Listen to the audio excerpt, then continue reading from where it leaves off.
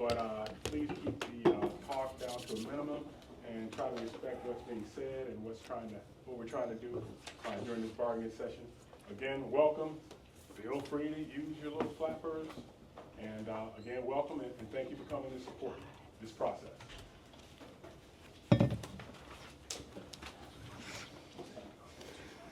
Okay, we're ready to begin here. Do we want to set some dates? The only date we currently have is July the 9th from 2 to 5 at the district office. Am I correct? Yes.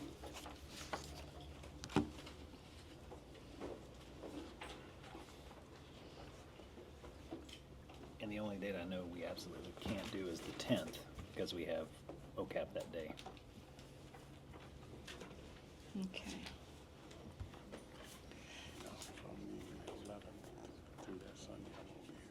From this date to that date. Okay, what days did you say you have?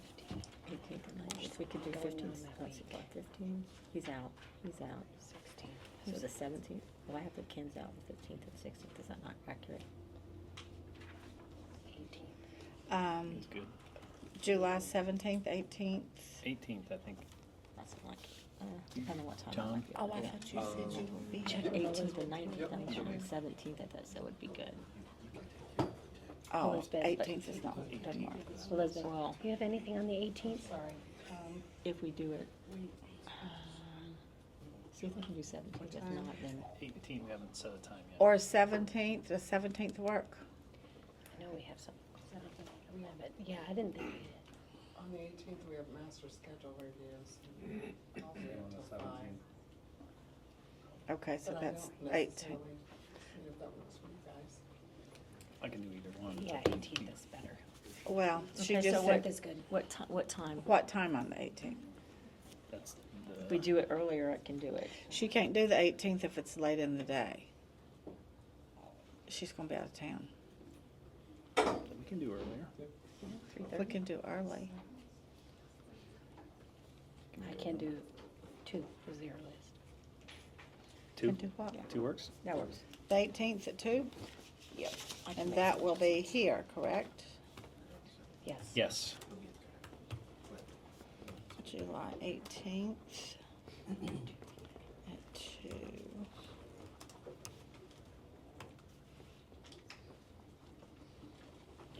Okay. Want to try for another one? Sure.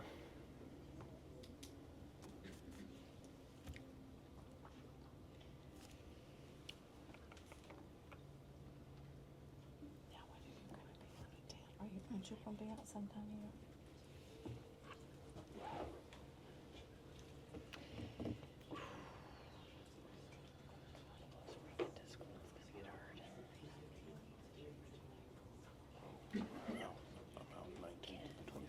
Okay, what about the 25th, July 25th? We have a leadership conference that whole day. 24th and 25th are off the board.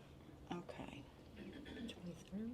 Ken's out of town till the 24th. What about the 29th, Monday the 29th? 29th, Monday the 29th, or Tuesday the 30th? 29th, we can't do the 30th at all. And the rest of that week is full of teacher stuff. 29th. 29th. Yeah, it's teacher training, but The 30th? 30th is principal meeting. 31st is a budget. Yeah, so the 29th is, 29th, okay? Yeah. It's gonna have to be in the evening.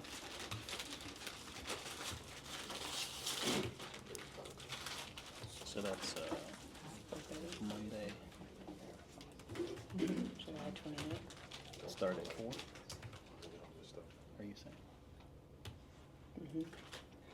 July 29th at 4? And that one will be at the district. Yes. Guys, July 29th at 4, does that work? Esmond? Yes, ma'am. Jimmy? Yeah, we're good.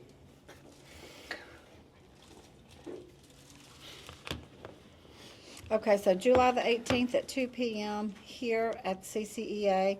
July the 29th at 4 p.m. at MLK. Okay. So we have those. I'm sure we're gonna sign this today, so we're not gonna have to worry about it, but we're covered in case.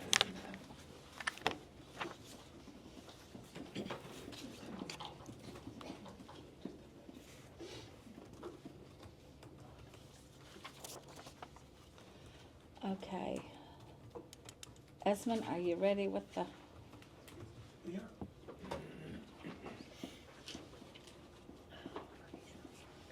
Okay, we have a presentation that we are going to give to you today.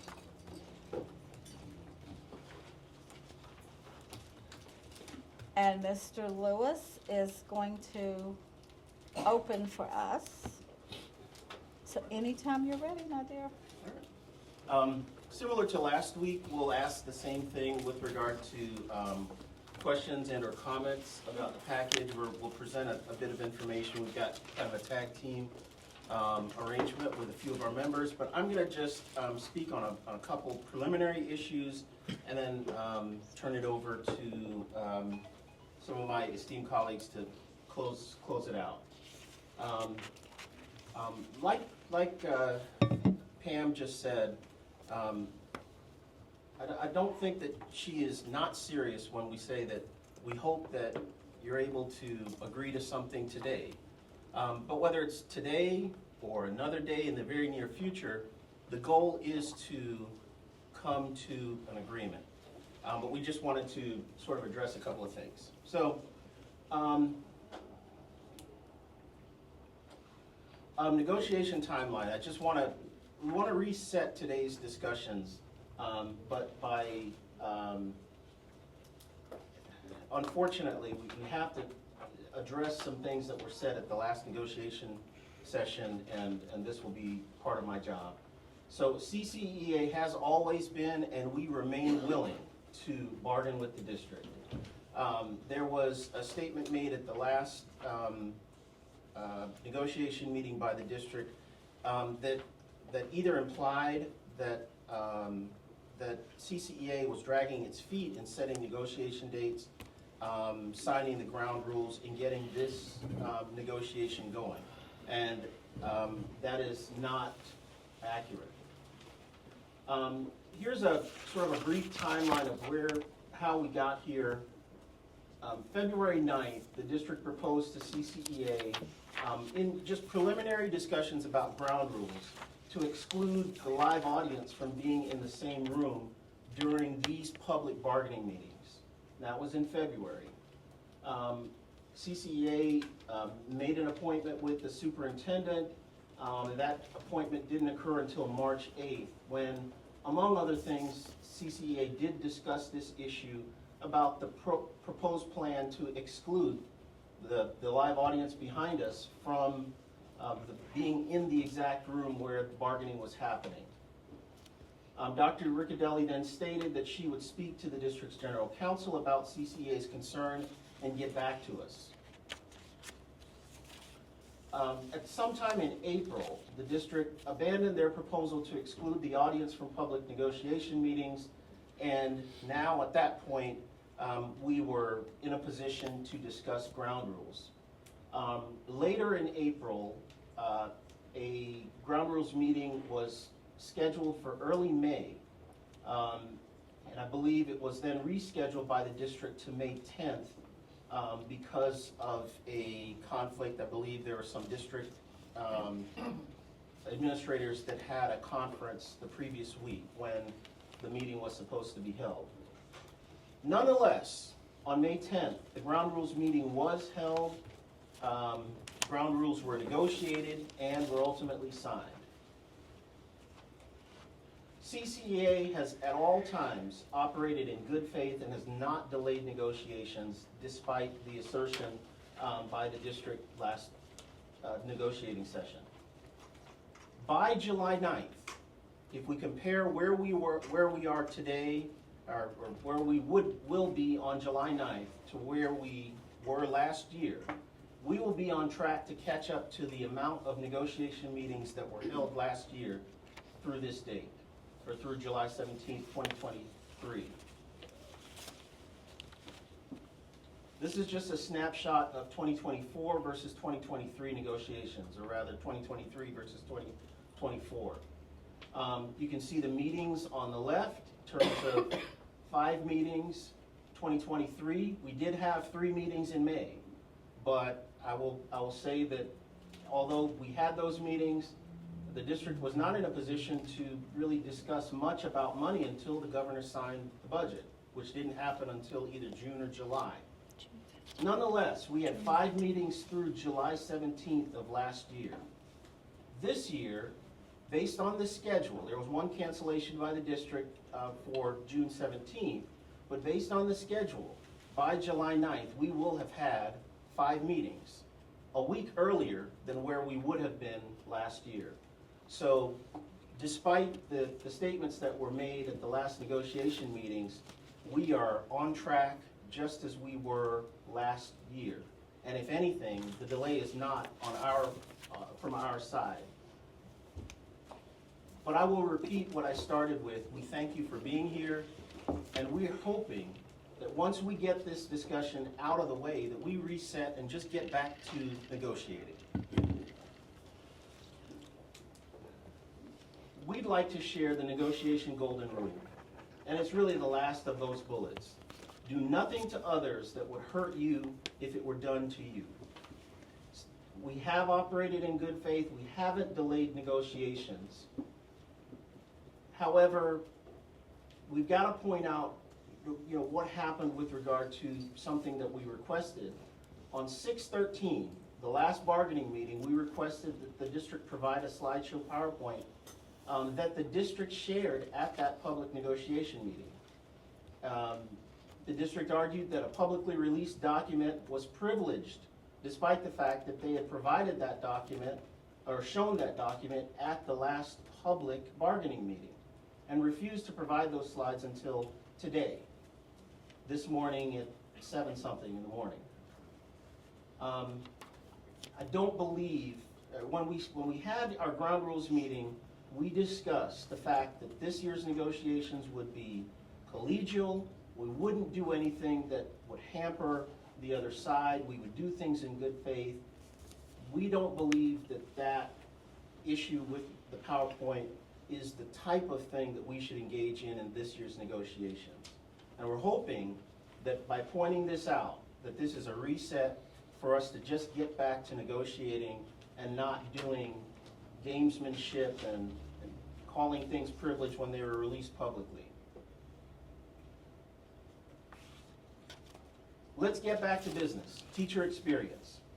One part of the district's presentations discussed sort of grouped teachers by years of experience, and based on different groupings for different years, we don't believe that that slide was entirely accurate as far as our teacher pool. So we went back to the scattergrams that were provided by the district, and we looked at years of experience and what number or percentage of teachers existed in those bands. We did those bands by 5-year bands, 0 to 4, 5 to 9, on and on, until the 40 to 45 band that represents the longest tenured teacher in the district. As you can see, most of Collier County's teachers are in the first 3 bands.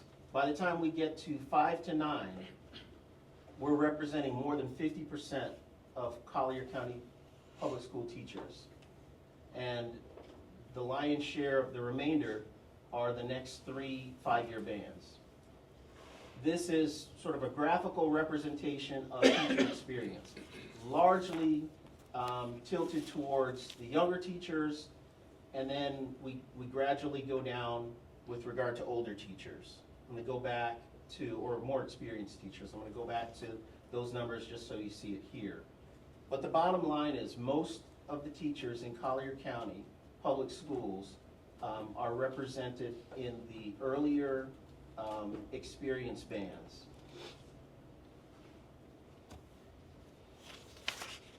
One of the things that was discussed or wasn't discussed at last meeting's presentation by the district is the cost of living index. Based on information that we learned in terms of the counties in Florida with the cost of living index, these are some comparable counties that were used as a part of the district's presentation. I want to point out, with regard to cost of living index, 100% represents, 100% represents sort of your even mark. Anything lower than 100% means you have a more favorable cost of living index, and anything above 100% means you have a less favorable cost of living index. As you can see on the top, Collier County has a cost of living index of 111.9%. So we're almost 12 percentage points above what would be normal based on pay. And the starting salary for Collier teachers is listed next to that number, or that percentage. Lee County, by comparison, has a 104.2 cost of living index, albeit with less salary. They do have, as was pointed out by the district, a half-cent sales tax. And all of the others have either a sales tax or some form of referendum to add additional monies to teacher salaries and to retain quality teachers. But I think this chart illustrates the issue, and it will be repeated throughout the theme of our presentation, is that the cost of living index in Collier County remains higher than normal and puts people in a much less favorable position to afford to live here. Teachers should be able to live where they work and to afford a reasonable living where they work. So this is that information.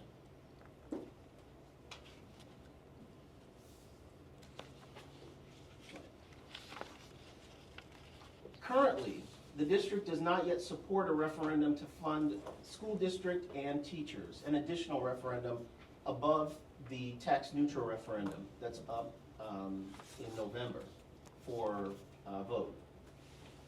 In a 2024 FEA survey, the survey showed, and this is a survey of Collier County residents, likely voters, but it showed support among those voters for a referendum that would support teachers and the school district so that the school district could retain quality teachers.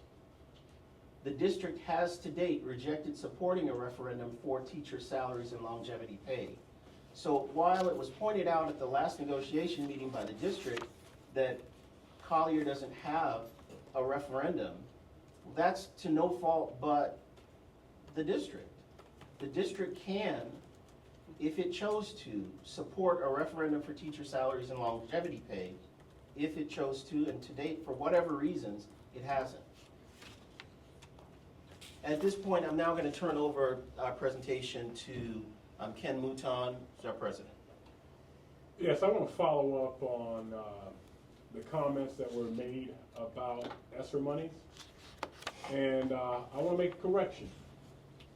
Our federal government came up with the law of monies to support teachers during the COVID crisis, and the intention was to keep teachers working and to maintain that staff or the staffing in all schools. So that law was tied to the collective bargaining agreement. Note I said collective bargaining agreement. So any union, every school district that has a union that has a collective bargaining agreement, those ESSER funds were tied to. So the district was bound and required to send me an MOA to sign so the teachers could get those $1,000. Yes, I will say it again. So had I not signed the MOA, our federal government would have taken that money back. So I want to make that correction, and I feel good that we're in a position to provide our teachers with extra money. So just keep that in mind. we have a collective bargaining agreement, and that's something that we should always promote and work for. Thank you. Okay, next up, April Mapes, who has been, Esmond terms her as our numbers maven. I term her as CCEA CFO. But anyway, she has information that she would like to share on numbers. We discussed at our last bargaining session with the district that we had salary settlements for 22-23 and 23-24, and we can agree that the last two settlements were the best in CCEA history. Those are long overdue. If you look back at the history of our settlements, more often than not, all we got was a step. And if you go back even further, if you've been here for a long time, we've had our salaries frozen, we've had delayed steps, we've had imposed bonuses that do not count towards FRS. But the last 2 years, we've done good. However, ranking third place of 67 counties in a state that is last place in average teacher pay and ironically is listed as the best place to live in the country and yet one of the most expensive should be viewed as motivation to do better. CCPS can do better, CCPS should do better, and CCPS is positioned to do better. And I really believe that we can. This is a slide taken from the district's presentation from the video. I did not have access to the PowerPoint. Not really sure what all happened there. I know I have access to the 2025 budget development that was 522 PowerPoint that Mr. Antonacci did, and the final budget of 2023-24 PowerPoint that he did, and I was able to print those off at home and have those for my reference. But for some reason, we couldn't get that until this morning. But I was able to make do. On this particular slide, I know it's hard to see, Mr. Brown talked about the fact that we had 22 members or teachers that make over $100,000. And in the next slide, he also stated that many of them were on a 196-day contract. So I took the extract that I got from the district on May 21st, 2024, and went through and tried to normalize the contract days so that everybody had 196 days. I could only find one person on there that had a 196-day contract, and that was a teacher who was a previous administrator and did indeed have a 196-day contract. Everyone else that made over $100,000 had a 216-day contract, a 230-day contract, a 236-day contract, and a 250-day contract. I found 24. I do know that one of those people, after I normalized everybody to the same 196-day contract, additional person made $118,000 even after normalizing it, and that was an JROTC instructor who has since retired since I received this extract. As you can see, no other teacher, other than the one that was administrator and came back to the classroom, makes over $100,000. And what I found that was interesting, in the purple, you can see start date of 1983. That teacher's been working for the district for 41 years and makes $92,000. Had that teacher been working a 196-day contract, that would be their income. They do work more days than that, so obviously that they make more. But I'm a little saddened to see that we have a teacher who's been working for a district for 41 years, basically dedicated their entire life to the district, and still is only making $92,000 a year.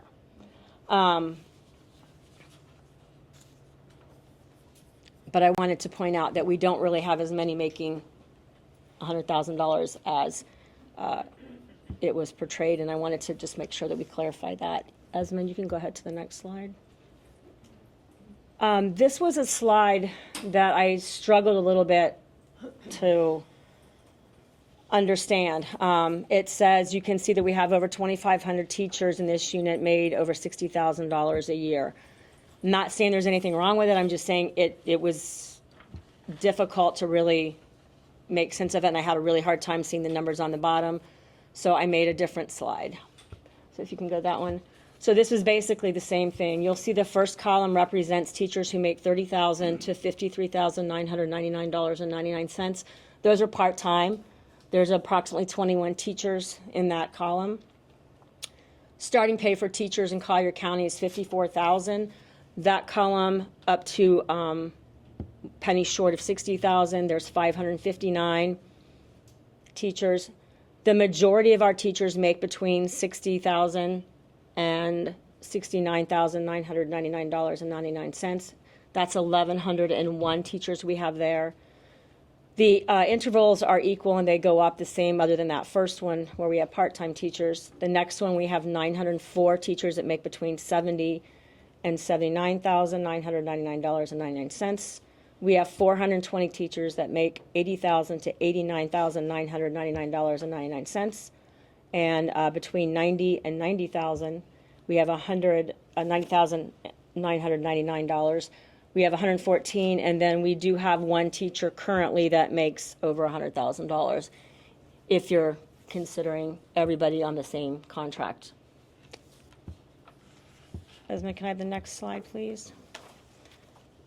So, I don't pretend to know everything. I don't pretend to know that my calculations are always perfect, but I can tell you that I work really hard to make sure that what I provide, the information I provide, is as accurate as I know how to make it be. As of June 2024, the average rent in Naples, Florida is $1,940 per month. This is a 28% higher than the national average rent price of $1,518 a month, making Naples one of the most expensive cities in the U.S.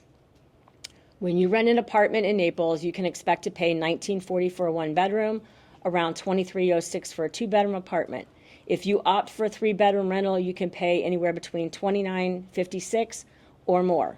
That came from apartments.com. What salary do I need to live comfortably in Naples? Because the average rent in Naples is about $1,940, you will want to make about $6,466 per month or $77,592 per year. The general guideline is to pay no more than 30% of your monthly income in rent. However, you will need to consider additional factors such as your monthly bills and expenses. Okay, living house poor and the best place to live. Naples is listed number 1 as the best place to live by U.S. News and World Report on 5/21/24. Naples Daily News article by Kendall Little on 5/31 was regarding the Greater Naples leadership. President Kitty Keene speaks at a conference about workforce housing. I believe Ms. Winrich was also present at that meeting. The term house poor is used to describe when a family or an individual is only making enough money to provide for the necessities. It refers again to spending 30% or more of your gross income on housing costs. Example, if you make $62,000 and you spend more than $1,550 in rent, you are considered house poor. Florida is one of the most house poor states with an average of 36.8% of the households being house poor. Now that's the state of Florida average. If the average in Florida is 36.8, it is easy to conclude that Collier County is significantly higher. PCE, personal consumption expenditure, includes a measure of consumer spending on goods and services among households in U.S. That came from the Bureau of Labor Statistics, BLS.gov.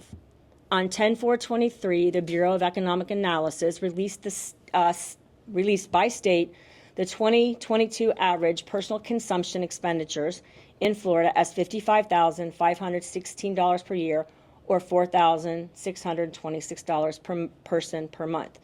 This is a 10.9% increase from 2021. On October 3rd of this year, they will release the PCE for 2023. The data is about a year in arrears. So, If the average in Florida is 55,516, you can bet in Collier County it's going to be more. So in order to really drive the point home of what $54,000 does for a beginning teacher, you can go ahead to the next slide. Thank you. I did some calculations. The calculations will be the same on the next 3 slides. The only difference will be the amount of salary and obviously the withholding and the FICA. I kept the average rent the same. So beginning teacher salary in Collier County is $54,000 for the 23-24 school year. Standard deduction as of 2024 from the IRS.gov is $14,600. That gives you a taxable income of $39,400. If you take 12%, the tax bracket for that amount, and subtract the federal withholding and you subtract FICA, FICA is based on your gross salary times 7.65%. That would give you a net income of $30,541. Rent of a 1-bedroom, 1-bath apartment. I took the average of 10 different rates in Collier County in 3 different zip codes and came up with $21.99 per month. You can look anywhere you want on the internet and find all sorts of different rates.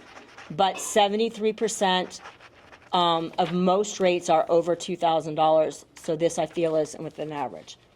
Now, all I've done so far is paid taxes and I took out rent. That left a teacher making $54,000, $4,153 for the year. You divide that by 12, and that's $346 per month left to pay for groceries, electric, water, car payment, gas, insurance, renter's insurance and car insurance, and childcare, etc. The next slide, I would agree with Mr. Brown's calculation that his average, he came up with an average of 69.7 or 69.8 roughly on his slide after the experience credit was applied. It was closer to about 60,000 before the experience credit was applied. So 69,300 I feel like is pretty close to him. I don't think we're that far off. Standard deduction again, 14,600. Taxable income, 54,700. Subtract federal withholding, subtract FICA, your net income is $37,693. Subtract the same amount of rent for a 1-bedroom, 1-bath, that leaves you $11,305. Divide that by 12 months, you get $942 per month left to pay for your groceries, electric, utilities, car payment, gas, insurance, renters and car, and childcare, etc.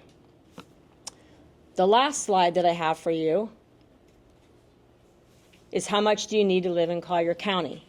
That goes back and refers back to the slide that I gave you, which is the PCE probably calculated for Collier just because the cost of living itself is at least 28% higher than anywhere else in the state.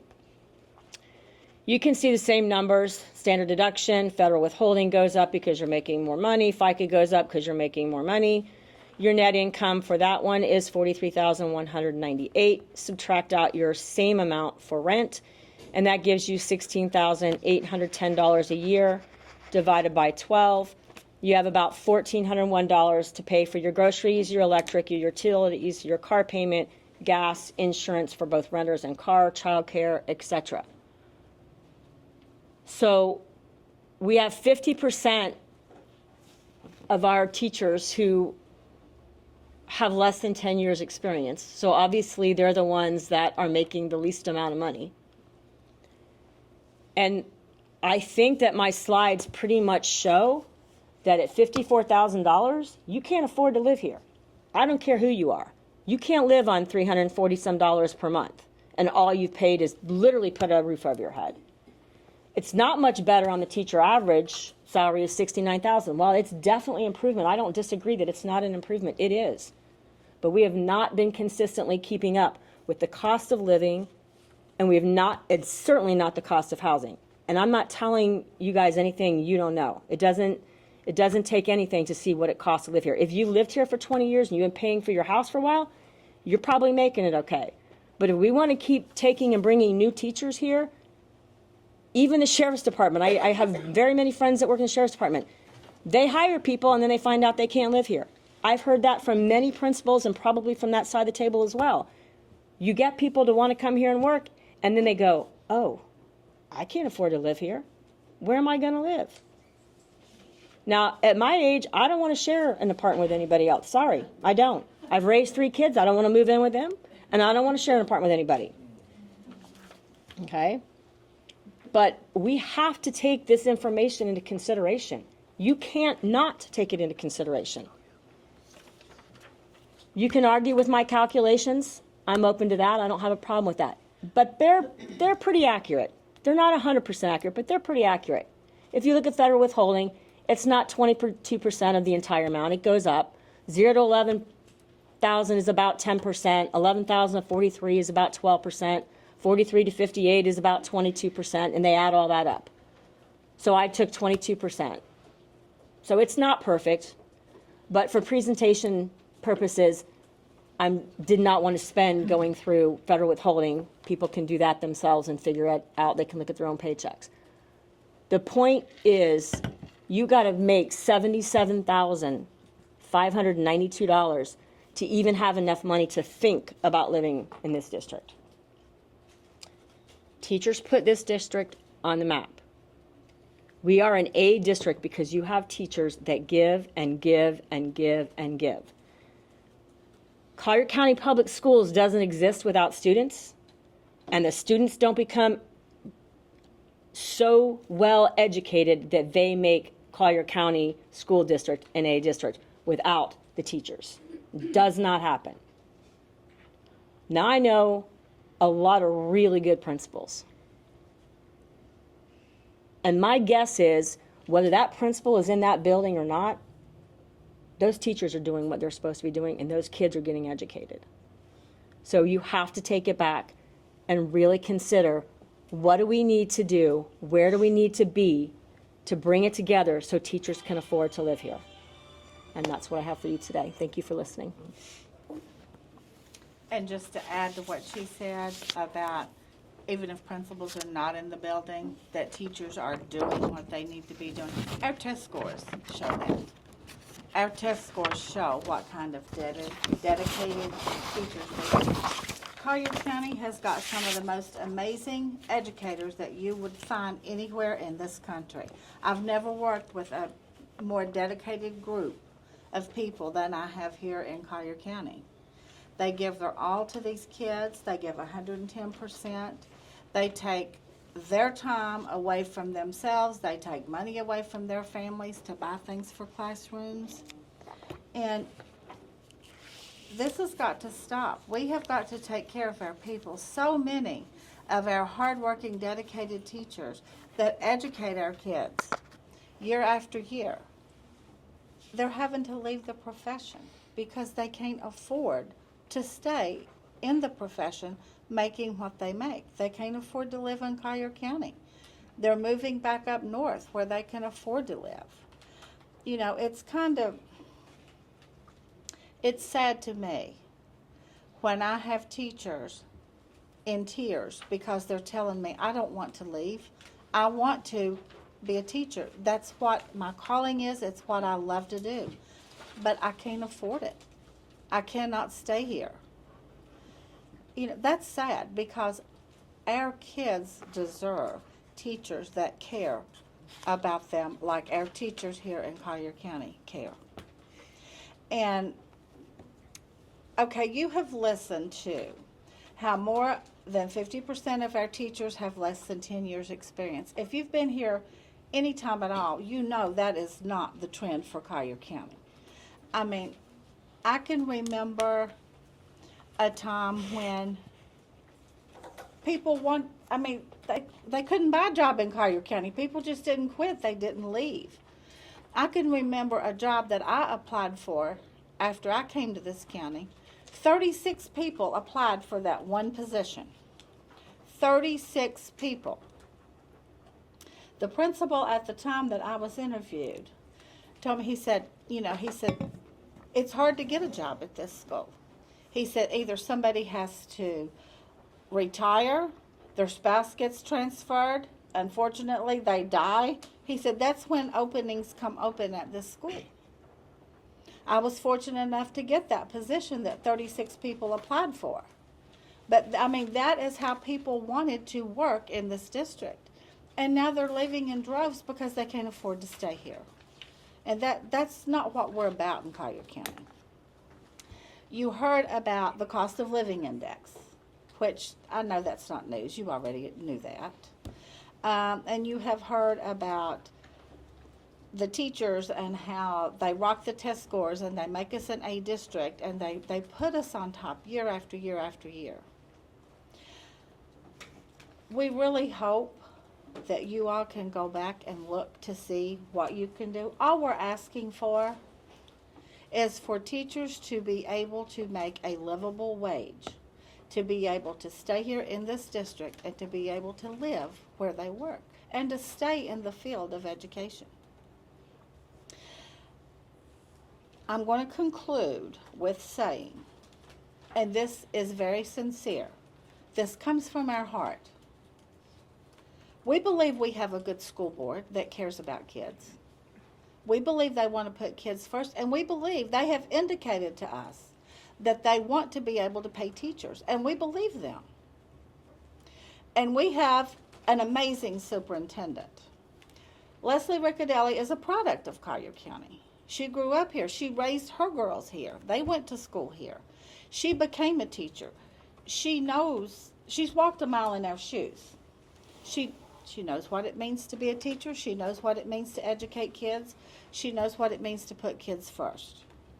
She has indicated to us, I mean, we have never from the first minute doubted that she is a child advocate and she's a teacher advocate. She puts kids first and she puts value on her teachers. And we know that she wants to be able to pay teachers.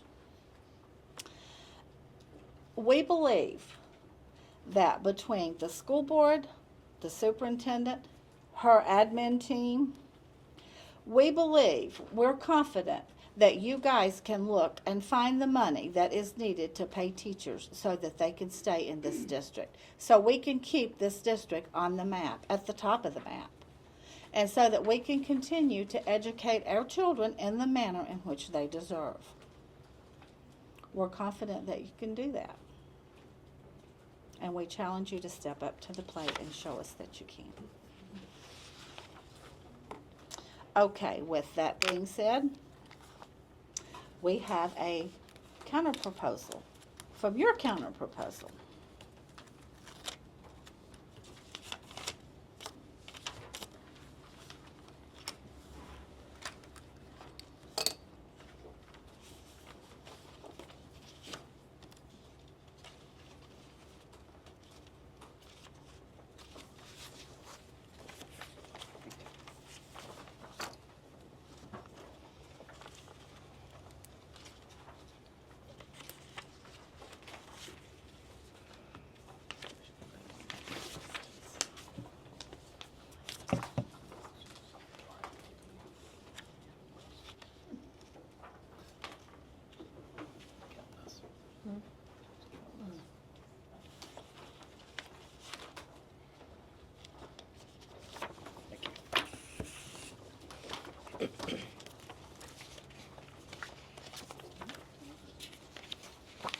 Okay, this counter proposal that we're giving you, we came down from $8,000 on base salary to $7,000 on base salary. I'm not going to sit here and read it to you because it's pretty much what we gave you last time, except we came down from $8,000 to $7,000. The one-time non-recurring supplement that we ask for people on the grandfather schedule to get of $2,500, you counted back at $750. We're not willing to budge on that. These are the people on the grandfather at the top of the scale that are highly effective. These are the people that you look to train your teachers, to be mentors to these new teachers that have less than 10 years experience. They go above and beyond with kids and with teachers. And they are the people that get slighted year after year after year. They are just forgotten about after pay for performance came about. These are teachers that are valuable to you and teachers that you need. So we're standing firm on the 2,500. Like I said, it's a one-time, non-recurring supplement.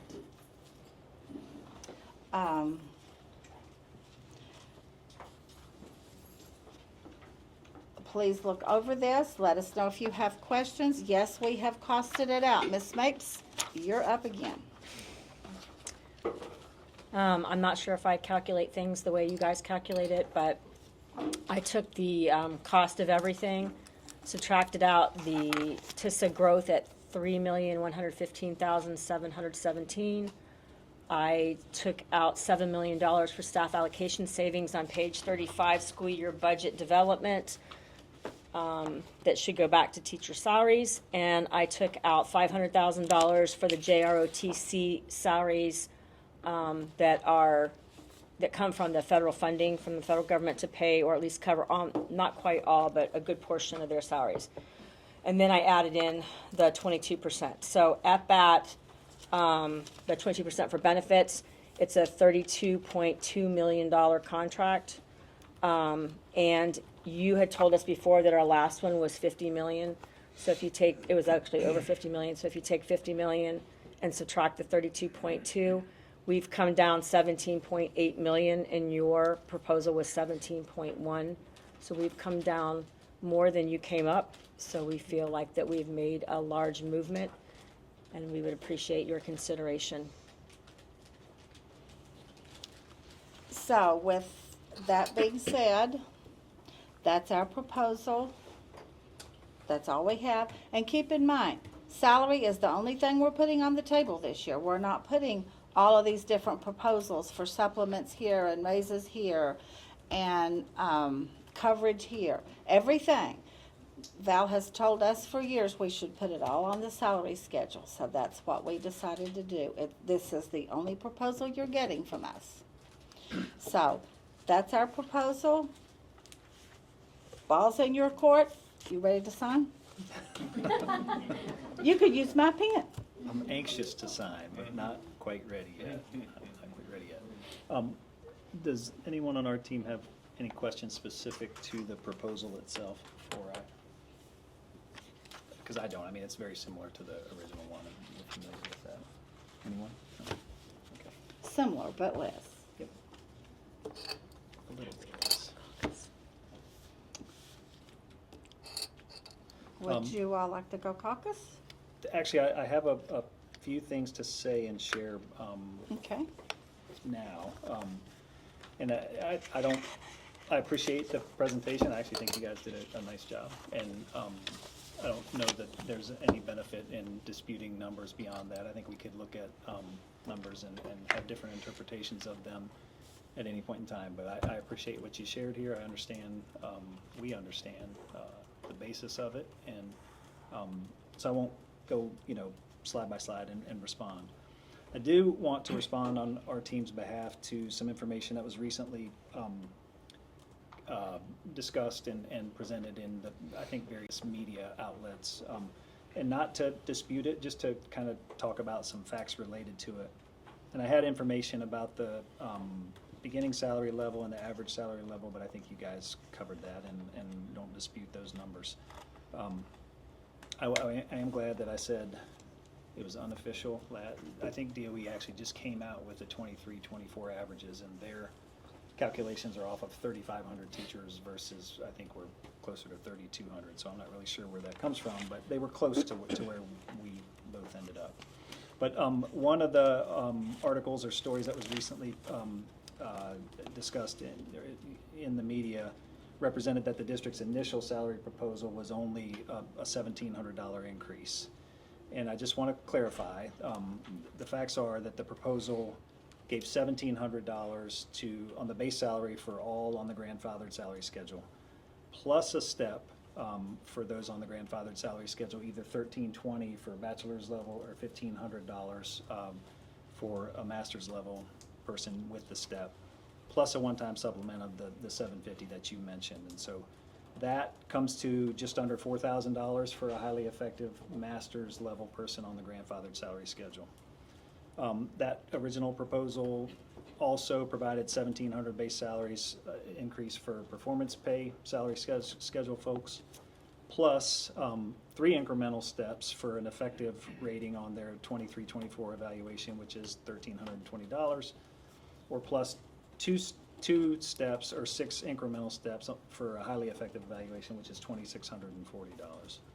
So the increase wasn't $1,700 for either one, and in the case of performance pay, a highly effective performance pay teacher, which is the vast majority of our unit, it comes to $4,340. And as mentioned, that represented or represents an 8.12% increase for the unit itself, and it was, as you said, around $17 million, 17.18.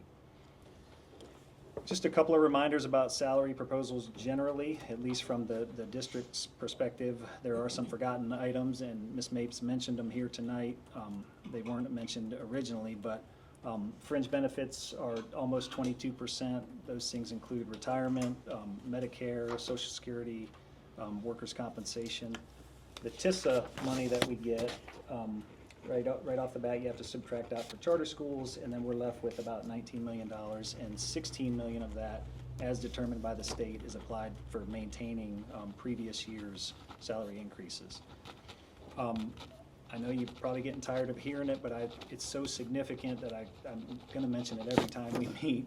The board contributes per individual employee $11,600 a year for individual health insurance premiums and life insurance premiums. That's a significant number, and it kind of gets lost in the analysis sometimes. And then the tax neutral referendum. This is something that we all have to consider.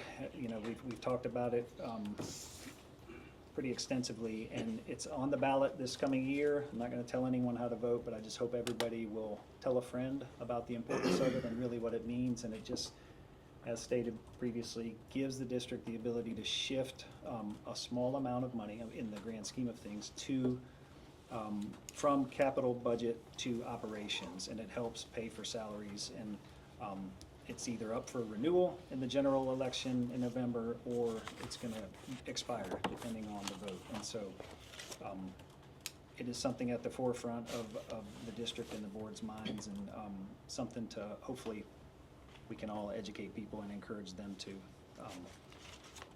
vote the way that they think is best. Just generally, this board, our position is that our board will continue to demonstrate its commitment to teachers through aggressive compensation increases while balancing fiscal responsibility and taxpayer stewardship. And we're proud that we've been able to accomplish all 3 of those things, specifically the last 2 years, and we feel like with the information we're going to share with you today, you'll see that we're going to be able to do it this year also. I challenge anyone to find another district that has given a 22% increase to the unit over the last 2 years. And when you couple what we're going to be able to do this year, if that district exists in Florida, there are not many of them, and I'm confident that we are very close to or at the top across all 67 districts in terms of what we've done, what this board has done. The district anticipated the counter proposal, not the exact numbers, close, by CCEA. We've consulted extensively as a team and with the board, and are ready to complete negotiations sooner than later, one way or the other. As a result, we don't need to caucus tonight, and we have a salary counter proposal ready. But before we do that, we have a second proposal that is largely transactional, necessary to comply with federal law around U.S. Army JROTC instructor pay. What I'd like to do is present both of them to you now, and then the same thing kind of with the presentation, take questions on one or both afterward. And with the JROTC instructor pay proposal, it's Article 12.013 in particular, there may be questions that either, if you guys ask specific questions, we might need to consult someone to get you the answer, give you access to that person. Lieutenant Colonel Kerry Glass is a resource for us. I got a couple things I want to respond to. that referendum is for the following year. Right now, we're negotiating what's happening this year. Again, the referendum is something that we brought to the district earlier this year, and it's something that our school board does not support, but you're using this in the calculation and making comparisons with districts that actually have a referendum.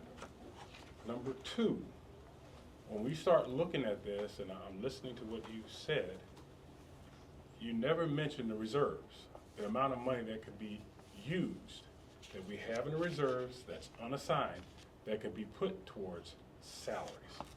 You didn't mention that.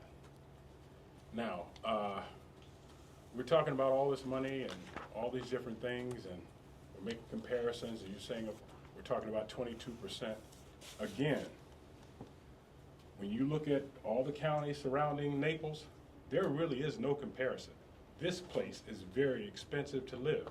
And if you're gonna make another comparison, in terms of the education that our teachers deliver to our students, our test scores, that needs to be brought into the fold. So I would say this, based on the teacher's performance, and we have been getting it done in the classroom, I hope that proposal mirrors our performance. Because we do have performance pay, and our teachers need to be paid based on their performance. And I think our teachers are excelling.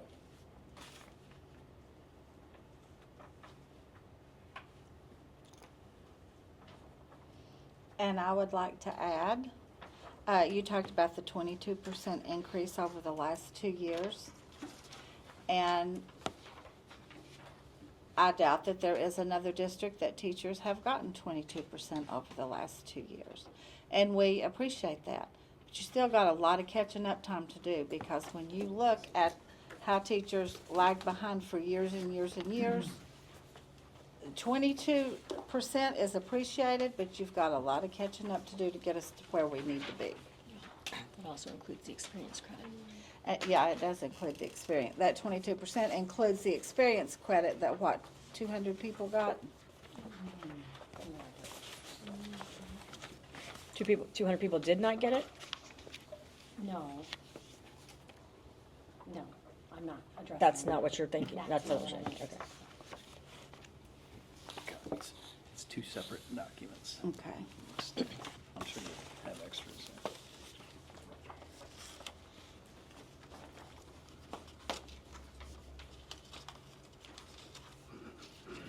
Can I just say? Yes, please.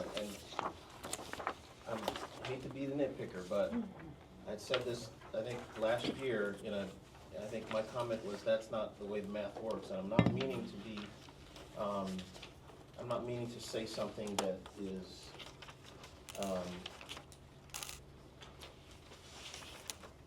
I'm not inciting, I'm not trying to incite, but you don't just add 2 percentages from successive years and just say it's a 20% increase.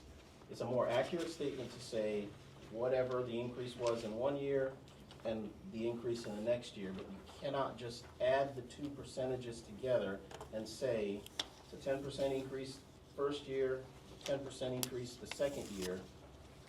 So that means you got a 20% increase over the 2 years. I could do it on the board right here to show you, but just trust me in that. If you start off with, let's say, 100 of something, you get 10% more 1 year, you now have 110 of that something. If you get 10% of that amount, you get whatever is 10% of 110, and then you get that number. If you want to get an average of the percentage increase, you can add those 2 percentages together. But it is not a proper thing to just say, I got 10% and I got 10% 2 succeeding years, so I got 20%. Because that final number, when you look at the increase, it is not going to be 20% of the thing, because the numerator is changing each year. So accuracy counts. It is not a 20% increase. We didn't get a 20% increase. And I still will say, at the end of the day, we keep on talking in terms of percentage. When the district's salary offer actually reflects true percentages, like they say, hey, across the board, we're giving every teacher 10%, then we will accept that statement, that we got a 10% increase. But if every teacher is not getting the same percentage increase across the board based on their base salary, we can't accept that as an accurate way to portray those numbers. We will agree to disagree, but just understand, our position is you either pay us in percentages like your friends up north in Lee County, they agreed to percentage pay, or just talk about the dollar amount. But it's just not an accurate way to say it, that we got a 10% increase when some teachers are getting maybe 5%, 6% increase, and others might get a 12% increase at the lower end of the salary schedule. Okay. So, I'm gonna move on to the, JROTC proposal, but I do just wanna say one thing. 22-23 was 9.7%. Last year, 23-24 was 12.5%. And so, I think what you've just done is demonstrated or illustrated the significance of how it compounds over time and makes it very challenging for the district to maintain the level that we've done and what we are going to propose to do. And so I just hope to keep that in the back of your mind when we get to the proposal part of this for tonight. For the ROTC proposal, I think what's best, if you haven't already done it, is to have a chance to scan this letter. It's from the Department of the Army and kind of sets the stage for the necessary changes to this proposal. As of July 1st, the Army is changing how they calculate the pay scale for JROTC instructors. I don't know the exact formula, but in a very general sense, what happens is the Army pays a certain portion of the salaries for all JROTC instructors, and the district pays the rest.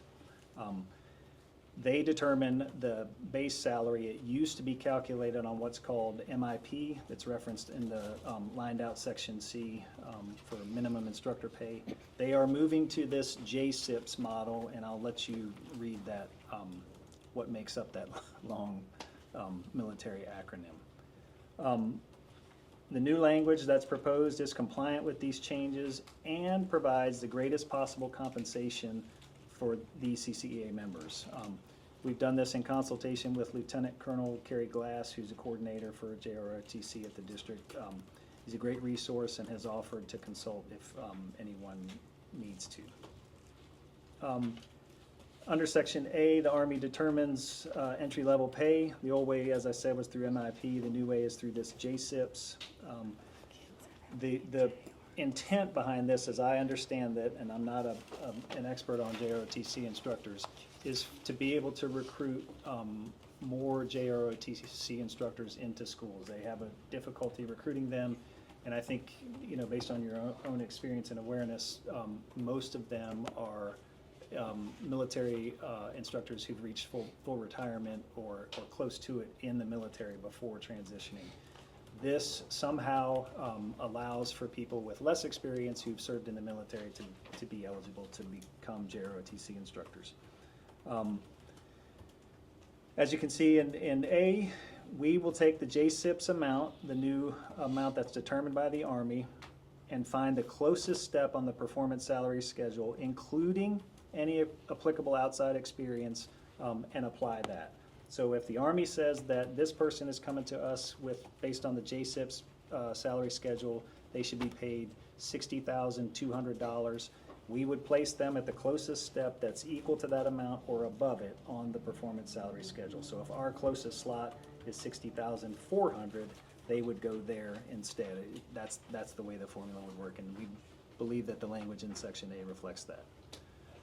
Section B is just modified to ensure that JROTC instructors receive salary increases based on the same way that everyone else does, according to Florida statute in Article 12 of the agreement. And Section C allows instructors hired during this year to apply for the additional experience credit that was awarded in this past year, 23-24. We actually had an example today of an instructor who was hired for this year whose salary based on the MIP that was calculated previously was at 67,600, and because of the experience credit, that person is gonna automatically go to 71,600 instead of the salary that the military determined.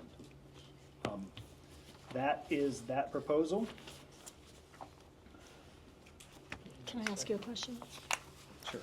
About how many JROTC teachers do we have currently? It's a low number. Small. Does 13 sound right? There's typically 2 at every high school, typically. Does But we 13 do- sound about accurate? 14? Well, We do have vacancies. yeah, I do know that one of them has retired. We have 2 vacancies currently. Okay. I went through personnel files from number 6 to number 12, and I could only find the one. I looked and looked, like, oh, I'm too tired, I gotta go to bed, I can't do this anymore. So I currently show 13, one of those being retired, so that would make sense if you had to. And in terms of cost, since you presented that, what is that gonna cost the district? This change, the 13? With 13 JROT instructors in Collier County, how much of an increase is that gonna cost our school district? We can work that number for you. I don't have that exact number. My understanding of the shift to the JSIPs is that there actually may be a decrease. It's mentioned in that letter there, I saw that. generally speaking, but we can get the number for you. Can we get a copy of the JSIP calculation that they provide? It's unique to each individual, but Isn't it, does the Army have a they do, salary there is schedule? a scale, yep, we can provide that. And we could provide the JSIPs calculation for new and incoming folks as well. I have another question. How is the dollar amount calculated, or do we even know how the federal government decides how much money they're sending to cover JROTC salaries? No way to know. Does it relatively stay the same? Close? No? No, it changes. Well, I have a son that's in the military, and he's always talking about the cost of living, housing expenses, you gotta move. So our government is, well, armed forces is always trying to adjust to the cost of living, moving expenses, depending, and that actually is a reflection of the cost of living. Wherever they're at, they, normally, our armed forces adjust the salaries or the cost of living to where those people are at. I know that for a fact, because my son just moved to North Carolina. When he bought his house, the income that he made in California, he got an increase. So they normally adjust, and now that I think about it, that's what the district should be doing for teachers, making adjustments. I'm just saying. That's mentioned in that letter also about the formula Can and I ask you a question adjustments. before we move on to the next proposal? So, we have a letter from the Department of the Army about this new payment model. I guess the basic question would be, does this change in the Army's pay scale mean less or more money coming into Collier County? So, our numbers showed a certain contribution, about $500,000 that the Army contributes each year towards salaries for its JROTC, or teachers who teach, or JROTC officers. Does that amount change based on this new model? The Army determines the formula, and it's effective as of July 1, so we don't have those numbers yet. We'll happily share them with you when we get them. But my understanding is that generally speaking, the salary schedule has been condensed and lowered some in an effort to recruit those with less experience into the profession and into the schools. And so I think, I don't know, you can compare what it was at the end of last year and what it will be going forward and see what that actual difference is. But I think one of the things that's important is our proposal proposes to give them the spot on the salary schedule that's closest to or not less than the MIP that's there, and then they're eligible for and would receive salary increases just like anyone else on the performance salary schedule. Can I? Yeah. And keep in mind, we have ROTC programs in our high schools, and we would hire these people whether they were paid through a MIP regardless, which we have at Aubrey Rogers. That person is currently being funded by the district and not by the Army. Because they do not meet the minimum requirement right now, and they have to get a letter from the Army saying that they've met all the requirements. So just keep that in mind. The program's gonna run, whether the Army supplies the money or not. It's still a cost for the district to pay for those folks. And it is a benefit we're looking at this as a benefit to the employee because they're being paid and earning just as all of the other teachers are. Were they not before? No, which is why you see some accelerated salaries for ROTC that were well beyond what teachers were making. They were a That's a true significant statement. outlier. We agree. True statement. I still am not sure if I'm getting an answer to the question, or maybe you don't know that yet. Say $500,000 came in last year to support those salaries. Is it the same, something less, or something more that's coming in this year, or it's expected to come in this year to support those salaries for those particular teachers who teach ROTC? It starts July 1st as We don't know. dictated by the federal government. Which is why I would expect that you would have some forecast of what the government is gonna give you. We're less than a week away from July, right? What we forecast is the amount of money of the employee, and then whatever that MIP comes in, then that is taken out of the cost. So we calculate on the cost of what we're paying that employee, not what we're getting from the government, and then we back it out after. So if an employee if an ROTC employee is making $105,000, we're estimating a cost of $105,000 to the district, and whatever MIP comes in, that's backed out after. That's how we have to budget, because we don't know what MIP is going to be until the Army tells us what it is. You don't know the overall sum No, until The you'll Army know tells us. until July the Army 1. tells us. Is that the, on the budget summary fiscal year for 2023-24, under general fund, federal direct sources, is that the $525,000? It might be there, or it might be under, there's a category under federal, so I have to see where we put that. If it goes Okay. under the general, it might Then there's just be one under that the says state. federal through state is $1.8 million. Not that one. So, I think initially when I saw it before, when I was looking at the AFR, it said that it was like $555,000, and then it actually ended up being $525,000.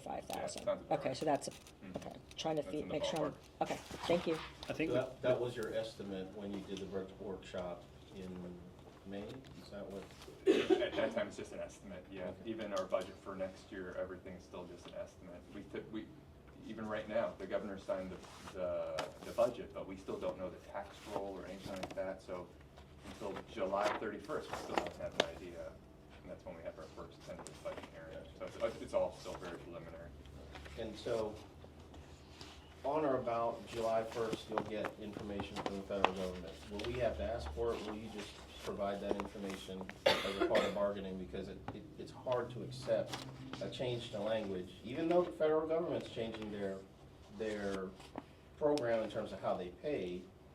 It seems to me it would be difficult for us to accept a proposal without at least understanding what it is that we're agreeing to. So is the district committed to providing that information to us timely before the next meeting so that we understand, some of these questions that were not answered right now? Yep, and if you guys can share questions that you have, as you have time to reflect on it more and review it, we'll do the best we can. And yes, we're committed to making sure that we want you to have that information so that July 9th or sooner we can. Not on July 9th. No, so Far that we before can, July 9th. so that we can sign on July 9th, because you Okay. have the information you need. Except me, we're not signing tonight. Well, maybe, I don't know, we'll see. Can we move on? We good? All right. Those. Pam, the second stack is just for you. I didn't make copies because there are 4 options that we're gonna cover, and I didn't wanna do, proposals for all 4 of those. Just curious.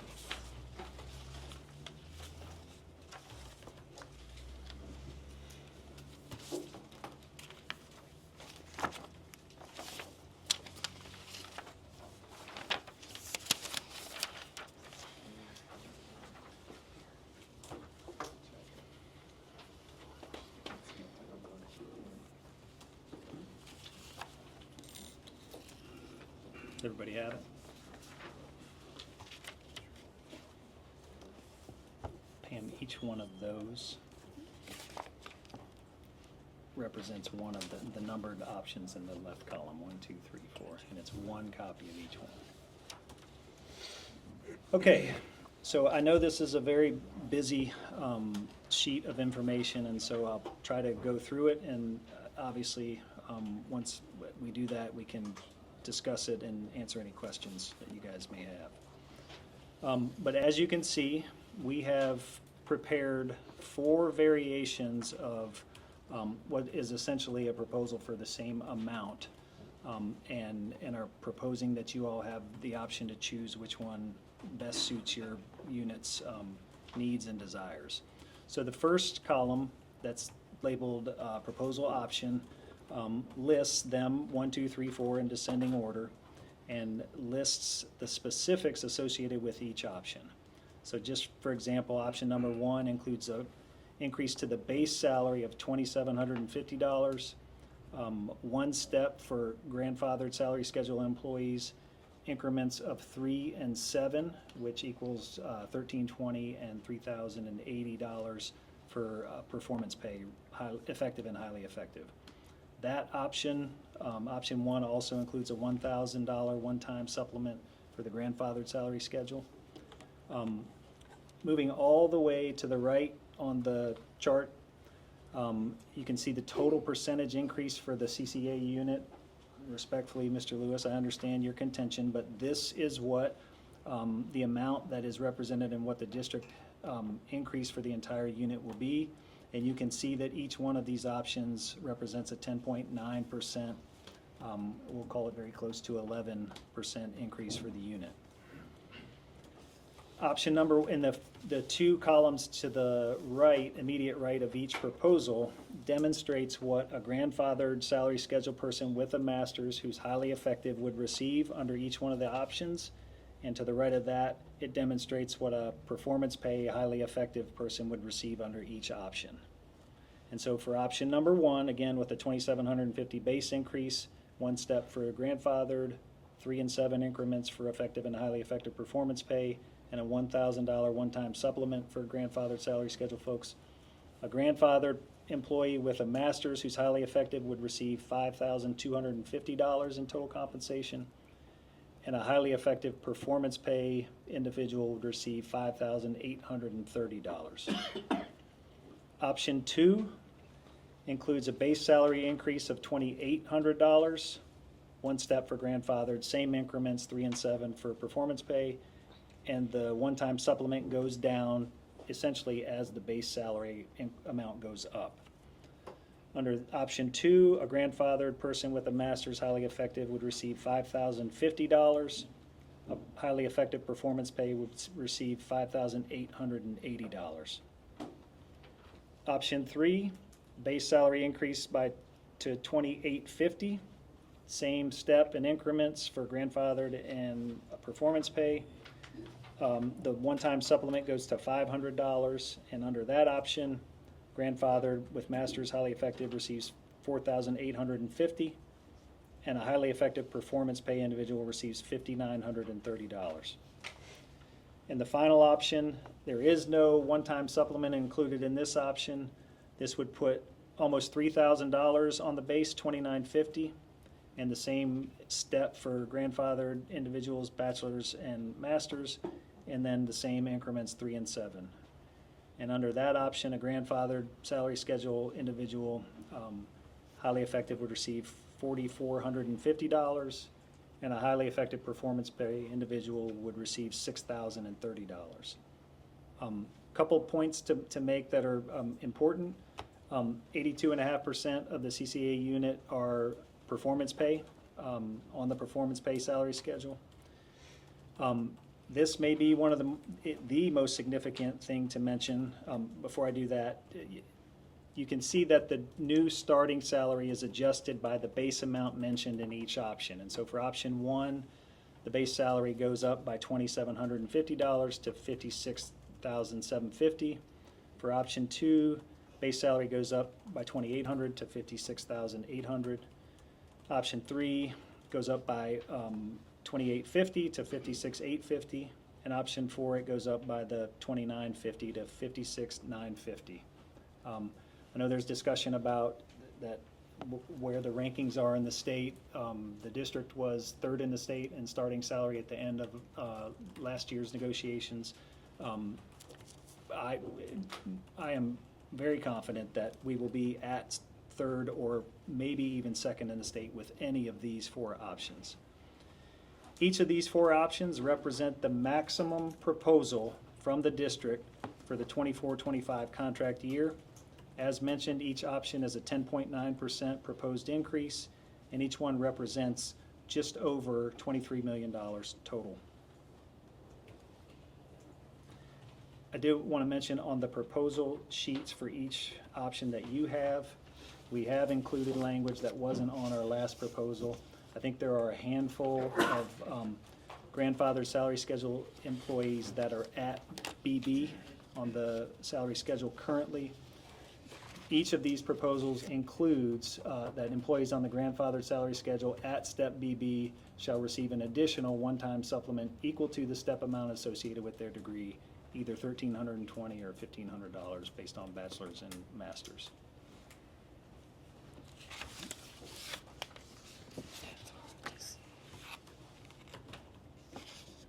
Those are the options that we present to you. Question. Is your last comment concerning DB, in plain English, you're saying that you're not going to add another step for those who are on the highest step on the grandfather salary schedule? That's correct. What you just said is correct. We've crossed through adding step CC and DD that was in your proposal, and are in our proposal are willing to give the 3 people at BB the equivalent to a step and an additional one-time supplement, $1,320 and $1,500.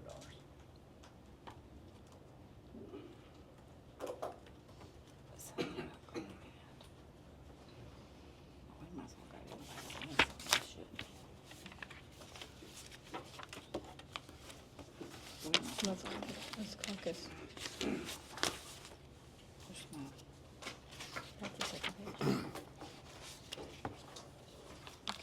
Okay, we need to caucus.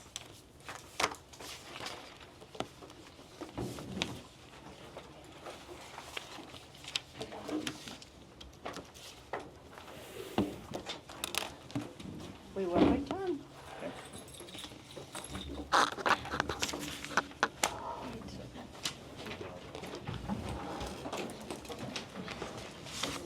Just make sure you don't leave anything laying there. You don't need to-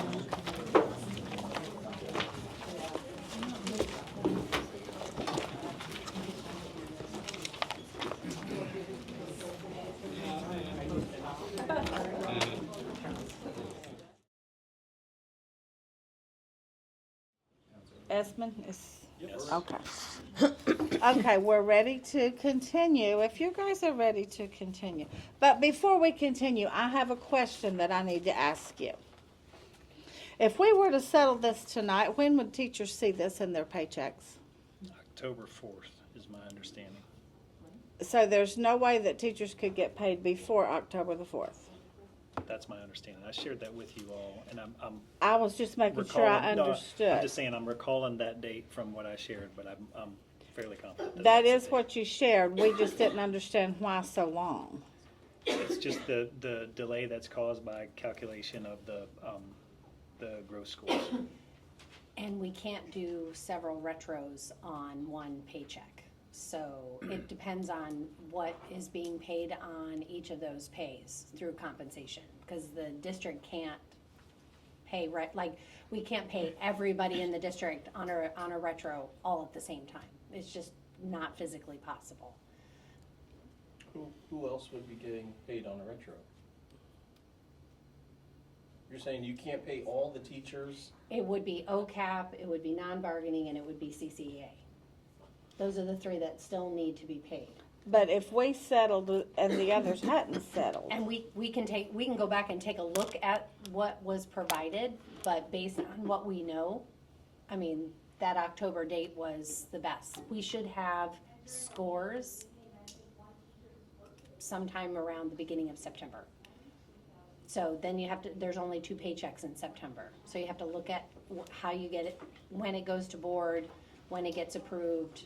And we can go back and take a look at that. But it'll be between September and October.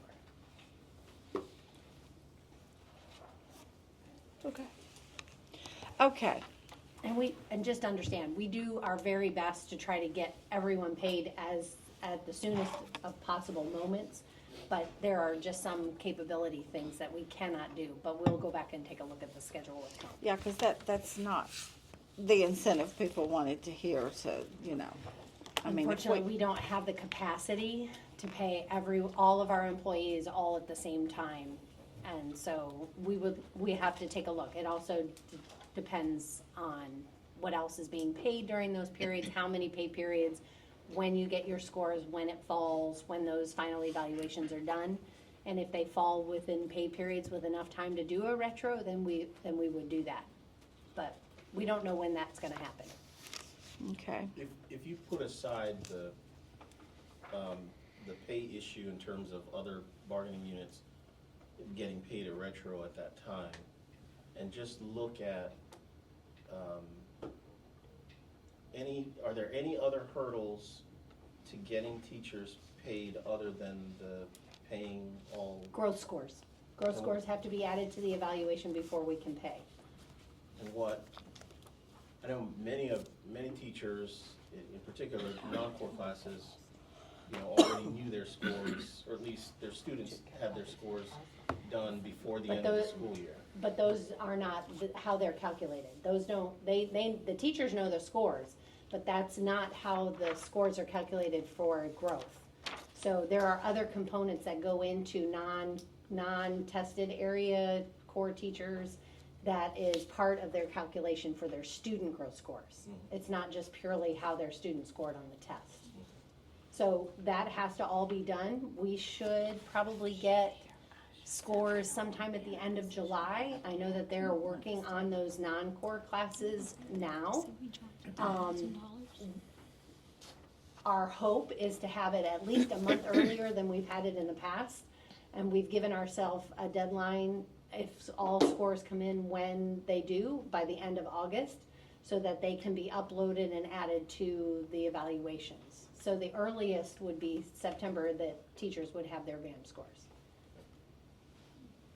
which is almost a month earlier than we've given them in the past, because we've had delays from the state and all of that. Now, that's all contingent on whether or not the state gives us the scores. Because when we calculate, we don't calculate one-offs. We calculate all teachers at the same time because there's a comparison that is done during that process. Anything to add, Dr. Allen? You look like you had something. No, it's just we're contingent on the State Board of Education meeting on July 24th. And then they haven't told us when, but it'll be after that, so hopefully the end of July.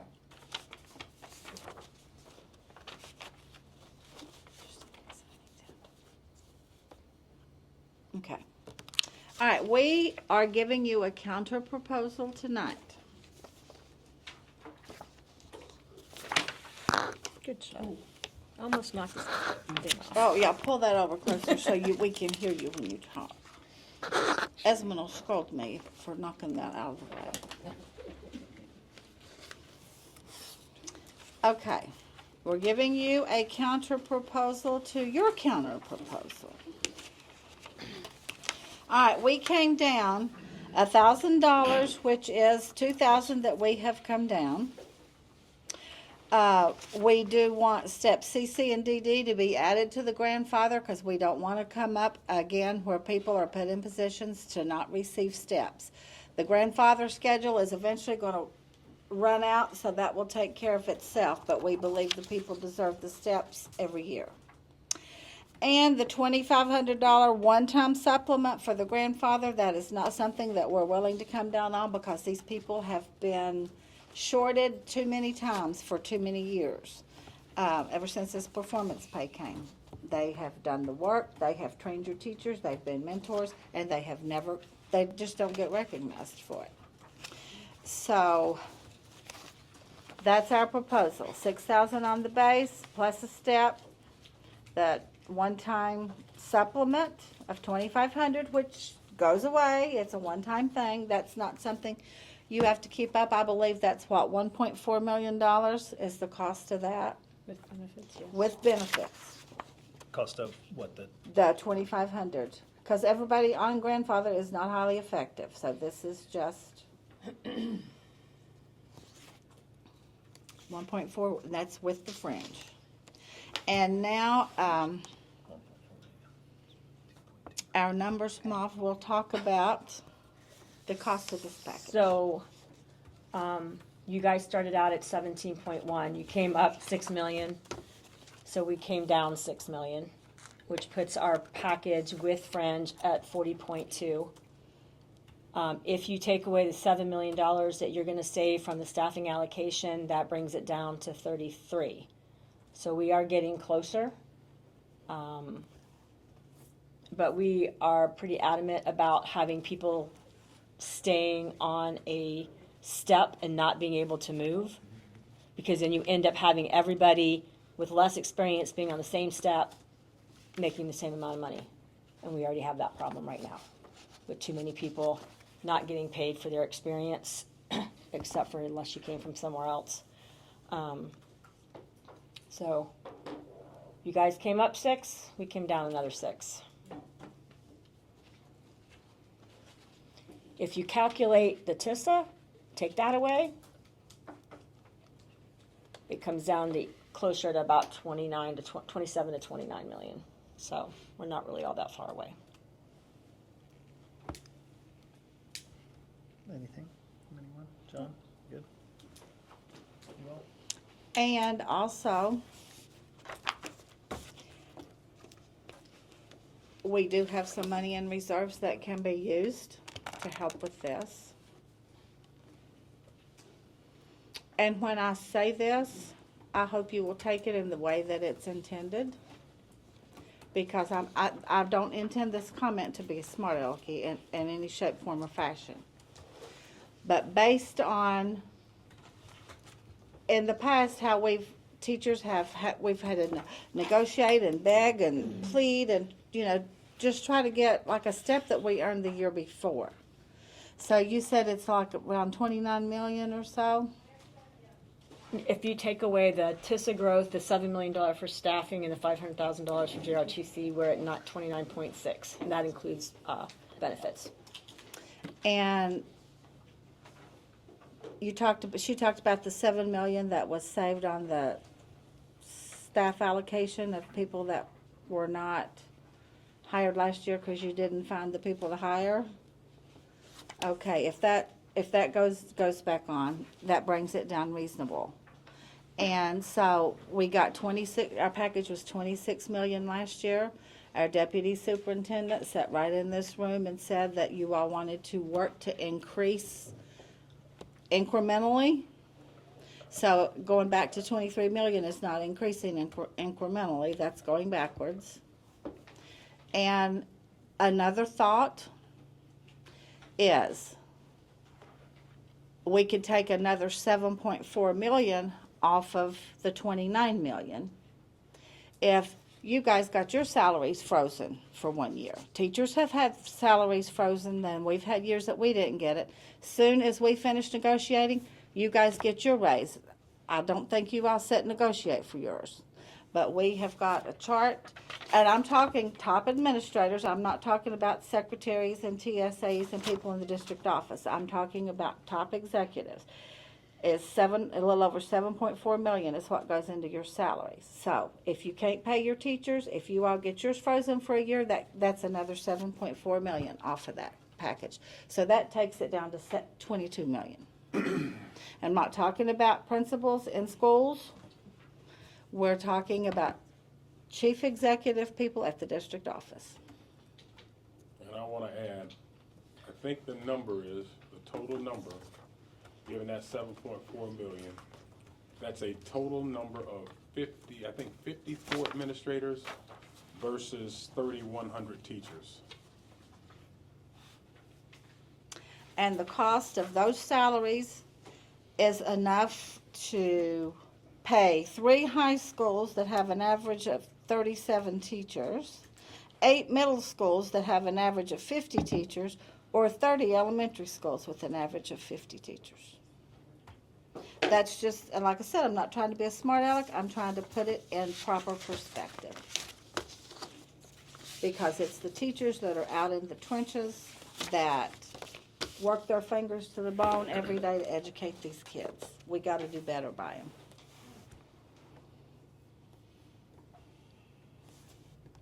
And that's all we have. Does anybody have any questions? Anybody down there? Nope. And I think that average salary, when we calculate it, I think the average salary for the 54 people came out to be $136,000 average salary. That's not on this. That's on the other. 136,133, yeah. So that's all we have unless you have questions. I think we're good as far as questions, and I think timing-wise, we have some information, a lot of information to consider, and we'll just conclude tonight and then reconvene July 9th and hopefully move At your this. place? Yes, yep, What time was it? 2 o'clock, 2 to 5, yeah. I think, All right, thank you. thank you, appreciate it. Yeah.